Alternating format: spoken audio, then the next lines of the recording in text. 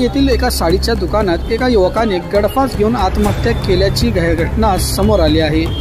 याबाबत मिळालेली अधिक माहिती अशी की बेगमपेठ येथील सहेली साडी सेंटर या ठिकाणी एका दुकान चालकाने गळफास घेऊन आत्महत्या केल्याची घटना समोर आली आहे। घटनेची माहिती मिळताच पोलीस हे घटनास्थळी दाखल झाले असून मृतदेह शवविच्छेदनासाठी सोलापुरातील शासकीय रुग्णालय अर्थात सिव्हिल हॉस्पिटल या ठिकाणी लादेन यांच्या मदतीने पाठवण्यात आले आहे।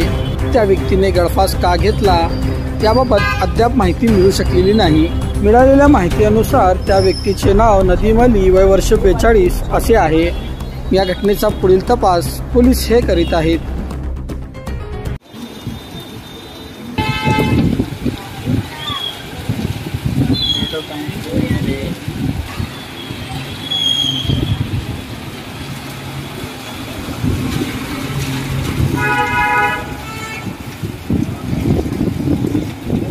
Subscribe now and press the bell icon. Never miss an update.